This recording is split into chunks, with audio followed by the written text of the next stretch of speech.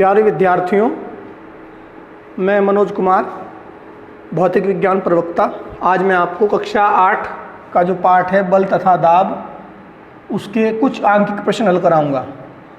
इसमें प्रश्न नंबर 6 है कि 50 मीटर गहरे समुद्र की तली पर दाब कितना होगा। चूँकि समुद्र में जल होता है और ये आप कुछ कक्षाओं में पढ़ेंगे कि जल कैसे दाब डालता है तली पे। इसका छोटा सा उदाहरण है, अगर आप अपने सिर पे एक बाल्टी खाली रखें और उसी बाल्टी में फिर आप पानी भर के सिर पे रख लें तो आपको अपने सिर पे दाब महसूस देगा। तो इससे आप समझ गए होंगे थोड़ा सा कि जल जो होता है या जल का स्तंभ कह सकते हैं, क्योंकि बाल्टी में जब पानी आता है तो एक स्तंभ के रूप में हो जाता है। तो जल का जो स्तंभ होता है वो तली पर दाब डालता है। बर्तन की तली हो या समुद्र में अगर पानी है तो समुद्र की तली पे भी पानी या जल दाब डालेगा। तो समुद्र की तली पर जो दाब का फॉर्मूला है वो है बच्चों h/ρg। अब जो मान दिया गया है कितनी गहराई तक है पानी समुद्र में 50 मीटर, तो आप h बराबर 50 मीटर लिखेंगे। और जल का जो घनत्व है वो दिया गया है बच्चों 1.01 × 10³ किलोग्राम बटे मीटर क्यूब। और प्यारे बच्चों जी का जो मान दिया गया है वो दिया गया है 10 मीटर प्रति सेकंड स्क्वायर। अब आप ये फॉर्मूला दाब का लगाएंगे, P बराबर h/d/g। ये दाब का फॉर्मूला है। h का मान 50 रखेंगे, d का मान 1.01 × 10³ रखेंगे और g का मान 10 रखेंगे। तो मैंने पहले ही 50 की 1.01 में गुणा करके यहाँ लिख दिया था। वो देख लो आप कितना आ रहा है वहाँ से, वो आ रहा है 50.5। और ये मैंने गुणा करके लिख दिया, 10³ ये थी और एक ये हो गई तो हो गई 4। अब मैं क्या करूँगा प्यारे बच्चों, मैं इसमें 10 से तो गुणा कर लूँगा और 10 से ही भाग कर लूँगा और ये 10³ जो का तू रहेगा।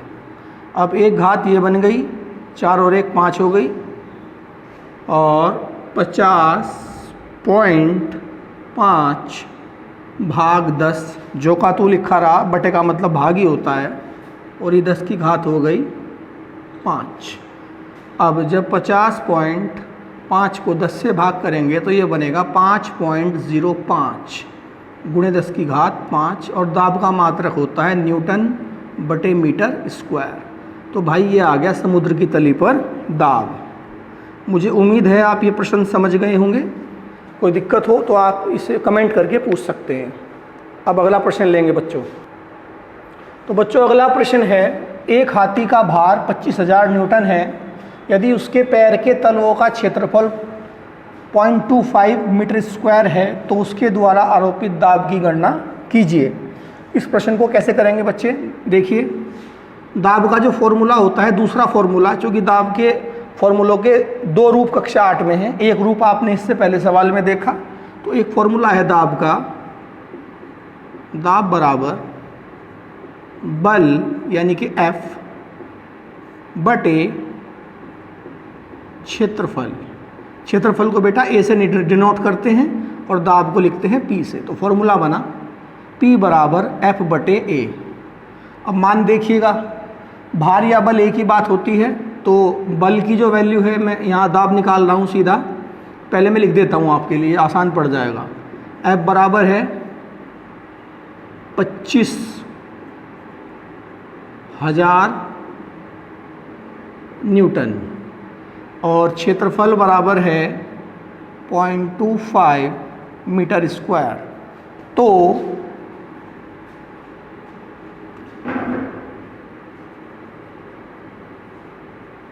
आरोपित दाब का फॉर्मूला मैंने ऊपर लिख दिया है। P बराबर बल का जो मान है वो 25,000 है, क्षेत्रफल 0.25 है। तो मैंने ये मान भर दिए, पॉइंट हटाओगे तो यहाँ पे आपको 2 जीरो लगानी पड़ेंगी। आप ध्यान से देखो, 1 2 3 4 5, तो 25 गुणे 10 की घात 5 हो जाएगा। और ये नीचे 25 था, 25 से 25 कट जाएगा तो 10 की घात 5 न्यूटन बटे मीटर स्क्वायर। ये हो गया हाथी के तलों द्वारा आरोपित दाब। मुझे उम्मीद है आपको समझ में आ गया होगा। अगला क्वेश्चन करते हैं बच्चों। अगला क्वेश्चन है कि हमें ये दिखाना है, दर्शाना है कि अगर हमारा कोई जल पंप है, जल पंप जिसे आप सामान्य बोलचाल में नल कहते हैं, कि वो नल ज़मीन में 10 मीटर गहराई से पानी निकाल सकता है। ये हमें दिखाना है कि हमारा जल पंप 10 मीटर की गहराई से पानी को निकाल सकता है। तो इसमें जो फॉर्मूला लगेगा भाई, मैं डायरेक्ट बताऊंगा, चूँकि आप कक्षा 8 के बच्चे हैं, इसमें आप ज़्यादा डीपली नहीं जा सकते। तो क्वेश्चन को हल करने के लिए मैं बताऊंगा। इसमें फॉर्मूला लगेगा H1D1G बराबर H2D2G। ये फॉर्मूला लगेगा और G से G कट जाएगा तो क्या बनेगा, H1D1 बराबर H2D2। जो मान दिए गए हैं मैं वो लिख देता हूँ। मैं इस फॉर्मूले का प्रयोग करूँगा, तो मैं इन मानों को जो दिए गए हैं उन्हें यहाँ लिखता हूँ। पहले ऊपर यहाँ लिख देता हूँ, आप इस आंसर को यहाँ से माने। तो ध्यान से देखेंगे, यहाँ पे हमें D1 और D2 भरने हैं, H1 और H2 भरने हैं। यहाँ पर हमारा वायुमंडलीय दाब जो है, जो वायु दाब डालती है वो H1 है, और जो H1 की जो वैल्यू है वो आपको दिखाई दे रही होगी, 76 सेंटीमीटर पारे के स्तंभ का दाब। तो H1 बराबर 76 सेंटीमीटर। बच्चों अब आप इसको मीटर में बदलेंगे, तो मीटर में बदलने के लिए आपको इसे 100 से भाग करना पड़ेगा। तो 100 से भाग करके आएगा ये 0.76 मीटर। ठीक है, तो यहाँ तक आपको ये समझ में आ गया होगा। ये हमारा मान हो गया H1 का। अब जो हमारा D1 है वो है पारे का घनत्व, जो कि दिया गया है 13.6 किलोग्राम बटे मीटर क्यूब। H2 वो गहराई है जहाँ से हमें पानी को बाहर निकालना है, यानी H2 का मान हमारा 10 के करीब आना चाहिए, क्योंकि हमें सिद्ध करना है कि हम क्या कर सकते हैं, 10 मीटर की गहराई से नल से पानी निकाल सकते हैं। तो कितनी गहराई से हम पानी निकाल सकते हैं वो H2 का मान आपको बता देगा। और आपके पास निकालना क्या है, जल। तो जल का जो घनत्व है वो होता है बच्चों 10 की घात 3 किलोग्राम बटे मीटर क्यूब। ये जल का घनत्व मैंने आपको बता दिया। अब हम इन मानों को इस सूत्र में भरेंगे। H1 का मान 0.76 और D1 का मान 13.6 गुणे 10 की घात 3। H2 हमें निकालना है कि नल कितनी गहराई से पानी को निकाल सकता है, और D2 हो गया जल का घनत्व।